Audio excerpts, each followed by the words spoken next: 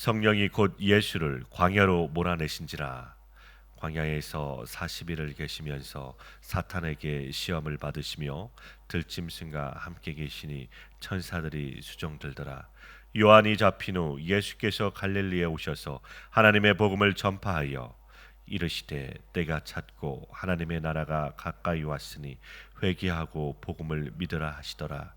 갈릴리 해변으로 지나가시다가 시몬과 그 형제 안드레가 바다에 금을 던지는 것을 보시니 그들은 어부라. 예수께서 이르시되 나를 따라오라. 내가 너희로 사람을 낚는 어부가 되게 하리라 하시니 곧 그물을 버려두고 따르니라. 조금 더 가시다가 세베대의 아들 야고보와 그 형제 요한을 보시니 그들도 배에 있어 그물을 깁는데 함께 읽겠습니다. 곧 부르시니 아버지 세베대들 품꾼들과 함께 배에 버려두고 예수를 따라가니라. 아멘. 마가복음 1장 1절부터 11절 말씀에서는 예수님께서 세례 요한의 세례를 받으시고 물에서 올라오실 때 하늘이 갈라지고 성령이 임하시며 하늘에서 내 사랑하는 아들이라는 음성이 들렸습니다. 오늘 본문에서는 그렇게 성령의 세례를 받으신 후에 성령이 곧 예수를 광야로 몰아내셨다고 합니다.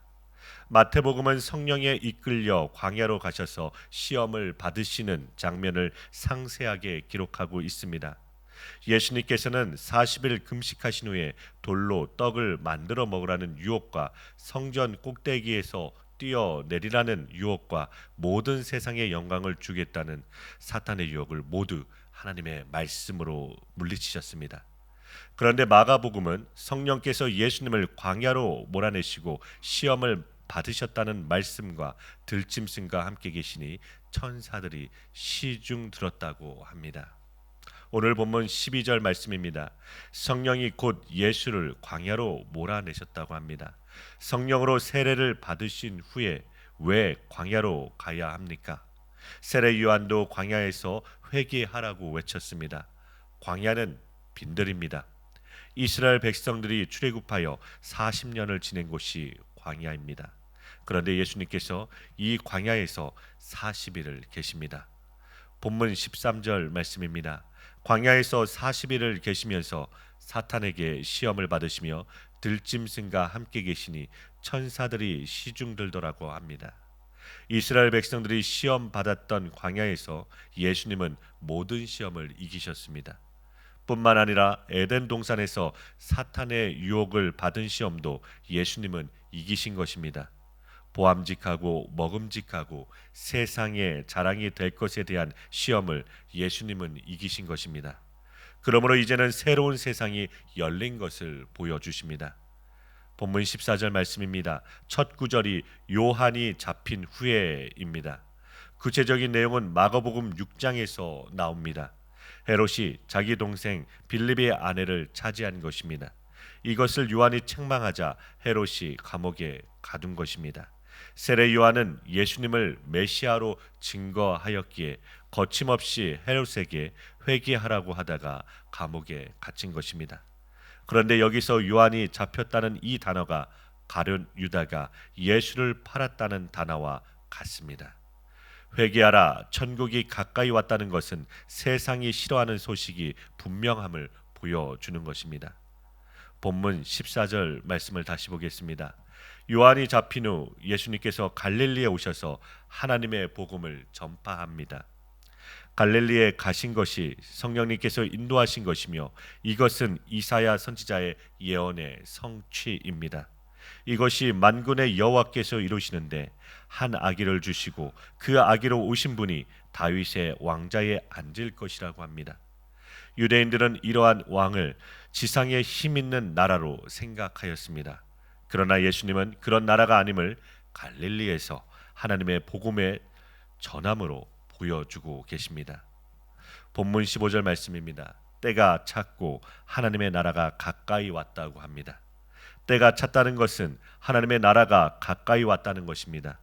하나님의 나라는 하나님의 통치입니다. 하나님의 통치를 받는 때가 가까이 왔다는 것입니다. 그러면 지금 율법을 받아서 율법을 지키기 있는 사람들은 하나님의 통치를 받지 않고 있다는 말씀입니다. 이들은 율법의 의미를 모르고 율법의 의로 살아가는 것이 하나님의 백성인 줄 알고 있습니다. 그러므로 때가 찼다는 것은 율법과 선지자들이 증거한 때를 말하는 것입니다. 본문 15절 말씀을 다시 보겠습니다. 이르시되 때가 찼고 하나님의 나라가 가까이 왔으니 회개하고 복음을 믿으라 하십니다. 때가 찼고 하나님의 나라가 가까이 왔다는 것은 예수님이 하나님의 아들이라는 말씀인 것입니다. 그러므로 하나님의 나라는 곧 아들의 나라인 것입니다.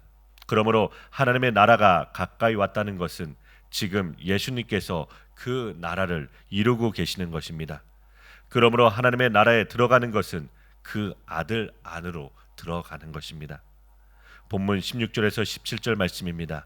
예수님께서 갈릴리 해변으로 지나가시다가 시몬과 그 형제 안드레가 바다에 금을 던지는 것을 보십니다. 갈릴리 호수인데 바다라고 하는 것은 이 호수가 너무 커서 그런 것입니다. 예수님께서 시몬과 안드레에게 나를 따라오라고 하십니다. 그러면서 너희로 사람을 낚는 어부가 되게 하시겠다고 하십니다. 예수님의 이 말씀에 그들이 곧 그물을 버려두고 예수님을 따라갑니다. 19절부터 20절 말씀입니다. 시몬과 안드레를 부르신 후에 조금 더 가시다가 세베대의 아들 야고보와 그 형제 요한을 보십니다. 그들도 배에서 그물을 깁고 있었습니다. 예수님께서 곧 부르시니 그 아버지 세베대를 품꾼들과 함께 배에 내버려 두고 예수를 따라갑니다. 예수님께서 이들을 부르시자 배와 그물과 그 아버지와 품꾼들을 다 버려두고 곧 따라 나서는 것입니다. 여기서 예수님의 부르심을 보려고 합니다. 베드로와 안드레나 야고보와 그 형제 요한이 기도하고 있었던 것이 아닙니다. 자신이 주님의 제자나 목사나 선교사로 부름 받으려고 한 시도가 전혀 없습니다. 그런 사명을 가진 적이 없이 대를 이어 가업인 고기잡이를 하고 있었던 어부들입니다. 자신의 배가 있다면 상당한 재산이 있는 집입니다. 바닷가에 사는 분들은 아시겠지만 자기의 배가 있다는 것은 그 당시에 중산층에 속하는 사람들입니다. 그런데 이 모든 것을 다 버려두고 심지어 아버지도 버려두고 예수님을 곧 따라 나선 것입니다. 이것은 제자들의 결단과 결심입니까? 아니면 예수님의 부르심입니까? 평생토록 고기를 잡는 사람에게 예수님께서 나를 따라오라고 부르십니다. 그러나 곧 배와 그물과 아버지와 품금조차 버려두고 곧 예수님을 따라간 것입니다. 유대 사회는 제자가 스승을 찾아갑니다. 그런데 예수님은 제자들을 찾아오신 것입니다. 그러므로 예수님의 부르심은 제자들의 결심과 결단이 아니라 이들을 부르시는 예수님이 천지를 창조하신 그 말씀의 능력으로 부르신 것입니다. 그러므로 이들이 예수님을 따라가는 것은 전적으로 예수님의 부르심의 능력인 것입니다. 그런데 문제는 따라가면서 여러 가지 사건들이 일어났습니다. 누가 서로 높으냐며 경쟁하면서 따라갑니다. 시기와 질투가 있었습니다. 그런데 이러한 모습들이 무너지는 것이 바로 십자가라는 것입니다. 그 십자가 앞에서 다들 예수님을 버려두고 도망갔습니다. 예수님을 저주하며 부인하는 제자들입니다. 그러나 주님의 부르심에는 후회가 없습니다. 부르신 이들을 원래 부르심의 목적인 사람을 낚는 업으로 만들어내시는 것입니다. 물론 그 중에 한 사람은 배신자를 부르십니다. 배신할 자인 줄 알고 부르신 것입니다. 다른 제자들도 다 예수님을 부인하고 도망간 사람입니다만 예수님은 그들을 끝까지 사랑하시고 믿음이 떨어지지 않도록 기도하신 것입니다. 그러므로 예수님의 부르심을 입고 제자로 따라가는 것도 역시 전적인 주님 되심의 능력이며 은혜로 되는 것입니다. 그러면 제자로 부르신 목적이 무엇입니까? 제자들로 하여금 사람을 낚는 업으로 삼기 위한 것입니다. 예수님께서 제자들을 부르시면서 사람을 낚는 어부가 되게 하시겠다는 것은 심판의 소식입니다. 이러한 심판의 소식인 사람 낚는 어부가 되게 하시는 것은 복음이 심판의 소식으로 들리는 것입니다. 이것이 회개하라 천국이 가까이 왔다는 말씀과 연결이 되는 것입니다. 심판이 없는 복음은 없습니다. 심판이 얼마나 엄중하며 두려운지를 알아야 복음의 복음됨이 드러나는 것입니다. 이런 세상에서 복음을 전하는 것은 마치 어부가 낚시를 하는 것과 같은 것입니다. 구약에서 사람을 갈고리야 낚시로 깨어가는 것은 심판의 소식입니다. 그러므로 예수님께서 제자들을 부르시고 사람을 낚는 어부가 되게 하신 것은 세상 사람들에게 이 세상에 심판이 왔다는 소식을 전하는 것입니다. 이 세상 전체가 교만과 요란함과 수치의 거품을 뿜어내는 멸망당할 바다라는 것입니다. 주님을 모르는 사람들에게는 예수 그리스도의 십자가는 거리끼는 소식입니다.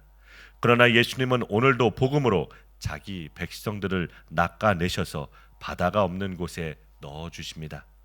요한계시록 21장 1절 말씀을 제가 읽겠습니다. 또 내가 새 하늘과 새 땅을 보니 처음 하늘과 처음 땅이 없어졌고 바다도 다시 있지 않더라. 아멘. 새 하늘과 새 땅에는 처음 하늘과 처음 땅이 없어졌습니다. 바다도 다시 있지 않다고 합니다. 교만과 수치와 요동침, 뱀, 리와 야단, 용으로 표현되는 이 모든 악과 대적들이 완전히 사라진 곳이 새 하늘과 새 땅입니다. 그러므로 주님의 자녀는 이런 세상에서 바다에서 복음의 낚시에 걸려 새 하늘과 새 땅으로 끌려가기에 세상을 떠나는 아픔이 있지만 이 아픔으로 인하여 영원한 생명의 나라를 소망하게 되는 것입니다. 사랑하는 성도 여러분, 오늘도 그 놀라운 복음의 능력으로 승리하시기를 기도합니다. 주님께서 주시는 평안 속에 거하시길 간절히 기도드립니다.